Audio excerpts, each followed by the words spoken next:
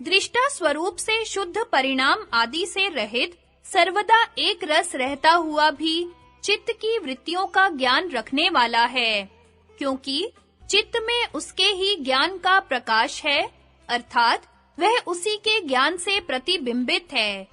चित्त सुख मोह आदि वृत्तियों के रूप में परिणत होता रहता है। यह परिणाम आत्मा में नहीं होता है, क्योंकि वह अपरिणामी ज्ञान स्वरूप है। चित्त का साक्षी होने के कारण उसमें ये वृत्तियां अज्ञान से अपनी प्रतीत होती हैं। भाषार्थ व्यास भाष्य। सब धर्मों से रहित जो केवल चेतन मात्र अर्थात ज्ञान स्वरूप पुरुष है, वह दृष्टा कहा जाता है। यदि ज्ञान स्वरूप है तो ज्ञान का आश्रय कैसे हो सकता है? अर्थात ज्ञान स्वरूप धर्म का आधार होने से दृषि मात्र कैसे हो सकता है? इस शंका का उत्तर देते हैं। शुद्धो अपि प्रत्यय अनुपश्यः। यद्यपि वह स्वभाव से ज्ञान का आधार न होने से शुद्ध ही है, तथापि प्रत्यय संज्ञक बुद्धि धर्म ज्ञान को अनुसरण करने से ज्ञान का आधार कहा जाता है। अर्थात यद्यपि पुरुष ज्ञान स्वरूप ही है, तथापि बुद्धि रूपी दर्पण में प्रतिबिंबित होने से उस बुद्धि के धर्मभूत ज्ञान का आधार प्रतीत होता है। इसलिए बुद्धि वृत्ति का अनुकारी अर्थात तदाकारधारी होने से प्रत्यय अनुपश्य कहा गया है। सो यह दृषि मात्र चेतन भूत पुरुष न तो बुद्धि के समान रूप वाला है और न अत्यंत विरुद्ध रूप वाला है। अर्थात यह पुरुष बुद्धि से विलक्षण है, क्योंकि ज्ञात अज्ञात विषय होने से बुद्धि परिणामिनी है और सदा ज्ञात विषय होने से पुरुष अपरिणामी है। अर्थात बुद्धि का विषयभूत जो गवादि घटादि पदार्थ है, वे कभी ज्ञात होते हैं और कभी अज्ञात, किंतु पुरुष का विषयभूत जो बुद्धि तत्व है, वह सदा पुरुष को ज्ञात ही रहता है। इसलिए बुद्धि सदा एक रस न होने से अर्थात विषय सन्निधि से विषयाकार होकर ज्ञात विषय होने से और अन्य समय में अज्ञात विषय होने से परिणामिनी है, और पुरुष सदा एक रस होने से अपरिणामी है।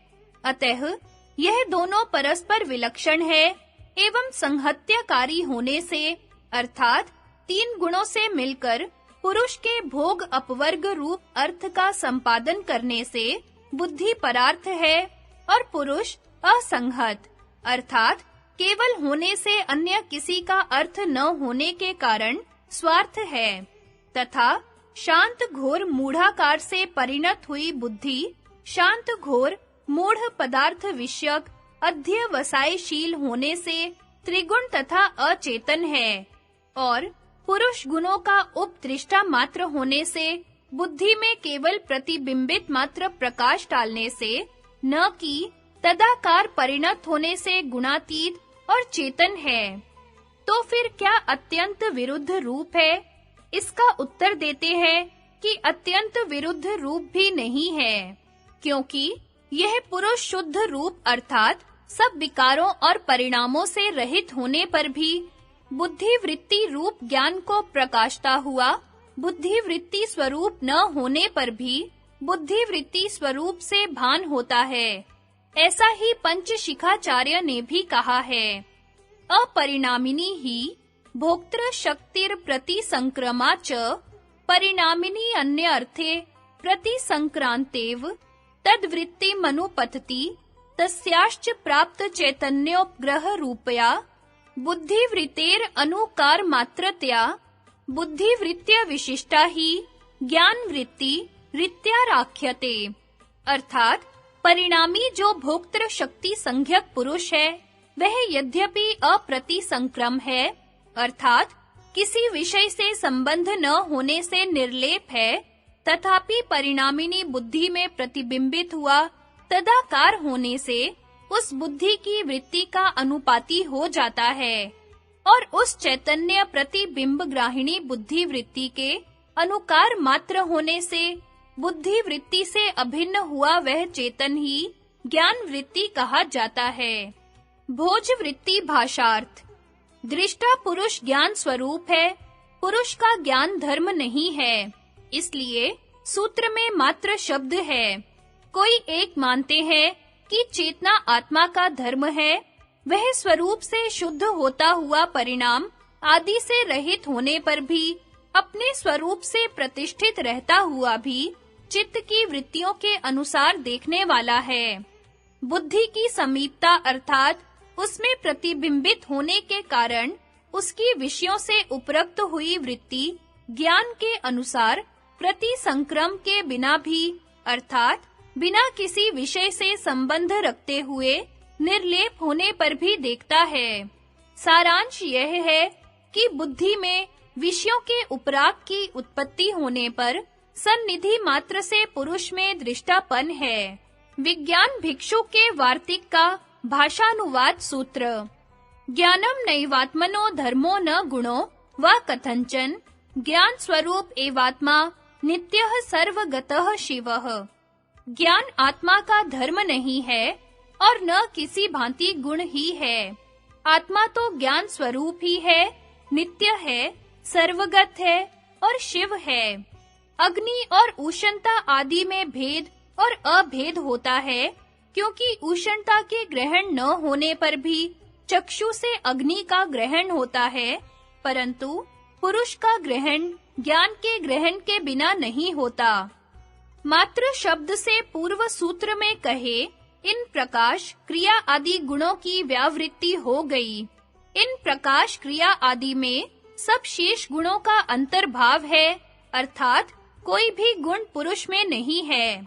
शुद्ध शब्द से भूत और इंद्रियात्मकत्व की व्यावृत्ति होती है।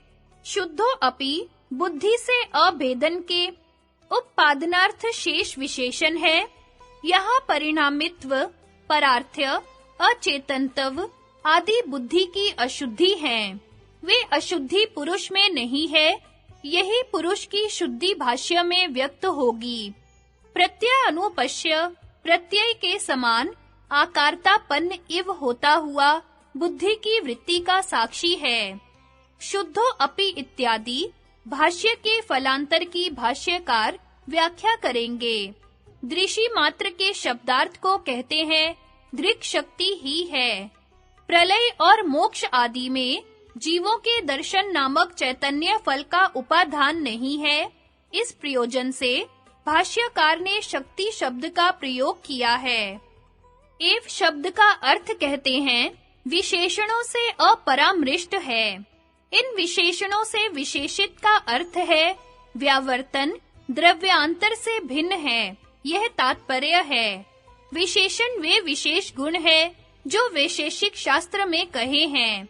उनसे दृक् शक्ति तीनों कालों में असंबद्ध है, यह अर्थ है। इससे संयोग, सांख्य, परिमाण आदि होने पर भी क्षति नहीं है। बुद्धि से व्यावृत्त भिन्न रूप से इसकी व्याख्या करते हैं। सपुरुष इति संवेदनी बुद्धि का प्रति संवेदी पुरुष है। संवेदन अर्थाकार वृत्ति का नाम है। उस वृत्ति का संवेदन प्रति ध्वनिवत प्रतिबिंब है, जिसमें वह पुरुष है, यह अर्थ है। बुद्धि का साक्षी है, यह तात्पर्य अर्थ है। इससे प्रतिबिंब रूप आरोपित क्रिया से कल्पित दर्शन कर्तृत्व दृष्टृत्व है। यह बात भी सूचित कर दी है। आत्मा की ज्ञान स्वरूपता तो यथा दीपः प्रकाशात्मा स्वल्पो वा यदि वा महान ज्ञानात्मनम तथा विद्यादात्मनम सर्व जंतुषु। जैसे दीपक छोटा है या बड़ा, वह प्रकाश रूप ही होता है, वैसे सब प्राणियों के अंदर आत्मा को भी ज्ञान रूप जाने। इत्यादि सैकड़ों वाक्यों के अनुग्रह से और लाघव तर्क की सहायता से आत्मत्व आदि रूप, व्यतिरेक आदि लिंगों से अनुमय ज्ञान के आश्रयत्व की कल्पना में धर्म धर्मी भावापन दो वस्तु की कल्पना का गौरव होने से ज्ञान रूपता सिद्ध है। मैं जानता हूँ इत्यादि प्रत्यय तो मैं गोरा हूँ, ऐसे सैकड़ों भ्रमों के अंतःपाती होने से अप्रमाणता की शंका से युक्त होने के कारण यथोक्त अनुमान की अपेक्षा से दुर्लभ है। बुद्धि और पुरुष के विवेक का प्रतिपादन करने के लिए और उनके अभेद भ्रम का उत्पादन करने के लिए उनके वैरूप्य और सारूप्य के प्रतिपादकत्या क्रम से दो विशेषणों की व्याख्या करते हैं। वह आत्मा न बुद्धि के स्वरूप है और न अत्यंत विरूप है। पारमार्थिक सारूप्य का अभाव है। यह शुद्धो अपि इत्यादि अंश का अर्थ है। प्रतिबिंब रूप अपारमार्थिक सारूप्य है। यह शेष अंश का अर्थ है तथा परिणामित्वादि रूप बुद्धि के सारूप्य का अभाव ही शुद्धि है और बुद्धि की वृत्ति के सारूप्य ही प्रत्यानुपश्यत्व है। यह बात आ जाती है। सारूप्य के अभाव और सारूप्य का क्रम से प्रतिपादन करते हैं। न तावत इत्यादि से प्रथम तो वह आत्मा बुद्धि के स्वरूप नहीं है, क्योंकि इसका उत्तर है बुद्धि परिणामिनी है। बुद्धि के परिणामिनी होने में हेतु है कि वह बुद्धि ज्ञात और अज्ञात विषय वाली है। ज्ञातेति इस वाक्य का विवरण करते हैं। तस्याश्चेति उस बुद्धि के विषय गवादि और घटादि ज्ञात और अज्ञात होते हैं, अतः वे बुद्धि की परिणामता को दर्शाते हैं। ग्वादि रीति गो शब्द शब्दवाची है, अतः ग्वादि व घटादि पदों से धर्मों के सामान्य रूप से धर्मी रूप सब ही बुद्धि विशेषों का ग्रहण है। वृत्ति से व्याप्य को ज्ञात कहते हैं और वृत्ति से अव्याप्य को अज्ञात कहते हैं। दर्श्यति का अर्थ है अनुमान कराता है। भाव यह है बुद्धि परिणामिनी हो तब भी कभी शब्द आदि के आकार वाली होती है, कभी नहीं होती, यह हो सकता है। पुरुष के समान बुद्धि में अपरिणामी होने पर भी विषय का प्रतिबिंबन ही विषयाकार हो सकता है। उस प्रतिबिंब के कदाचित कभी-कभी होने से बुद्धि की ज्ञाता अज्ञाता विषयता बन सकती है। शास्त्रों में बुद्धि में विषय के प्रतिबिंब को कहने वाले वचन तो उस विषय के समान आकार जो परिणाम होता है, उस परिणाम मात्र के कारण कहे गए हैं। बुद्धि के परिणामित्व को दिखलाकर उस परिणामित्व के अभाव को पुरुष में दिखलाते हैं। सदा ज्ञातेति सदा ज्ञात है।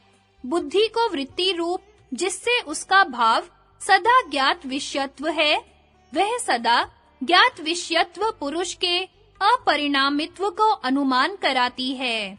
यदि पुरुष परिणामी ही हो तो जड़ता रूप परिणाम से कभी उस पुरुष का विषय बुद्धि की वृत्ति अज्ञात भी रहनी चाहिए।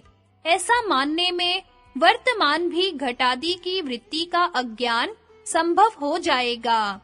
ऐसे ही योग्य की अनुपलब्धि से घटादि के ज्ञान का अभाव नियम न हो सकेगा, क्योंकि अज्ञात वृत्ति की सत्ता का संभव है, यह भाव है।